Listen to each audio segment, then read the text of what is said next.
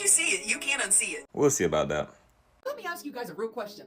Why do billions of people believe a story that was officially approved by an empire? Quick question. Did the empire believe it first or did the people believe it first? Also, does this apply to science, math, history, anything else dealing with truth?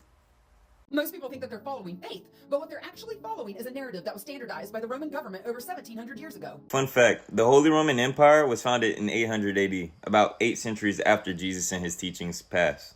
See, before that, Rome hunted Christians. They imprisoned them, tortured them, executed them, and tried to erase the movement completely. If you can't beat them.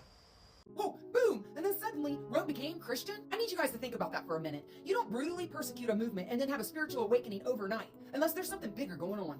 800 years is not overnight, and the population was converted by the millions early. The reason why?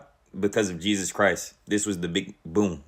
Because the Roman Empire didn't disappear, it didn't fall, it changed uniforms. It became the church, it became the institutions, and it became the system. It didn't become the church. Jesus is still at the center of the church. It didn't become the institution. It was already an institution, and the systems might have changed, but tell me how. Same hierarchy, same control, and different language. That's all it is. Actually, no, that's not all that it is. Rome went from pagan worship and the people worshiping the emperors, people themselves, to worshiping God, Jesus Christ. Their model worked perfectly. That's why it was so powerful. However, Jesus Christ is above all.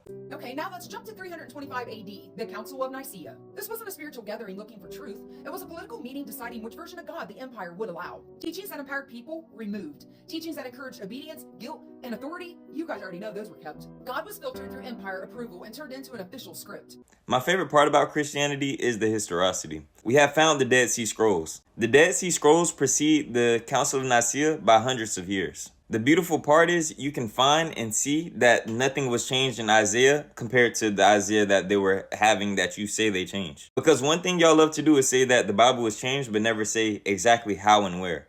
Just say, oh, we all know. Barbershop talk. Hearsay. Here's the part that most people never hear.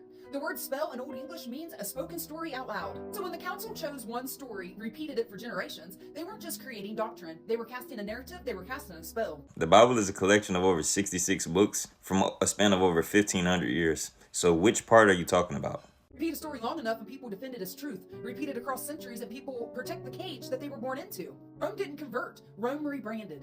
So the real question is this. Are you following God or an empire that edited the story? But the remembering is happening again. People are remembering their origins, their ancestors, and who they were before all the edits. So to make a long story short, you're affirming that the Bible has truth within it and it was changed by the Roman Empire. I would like to know what part of it do you believe has been changed and what is the truth and why do you deem it to be truth?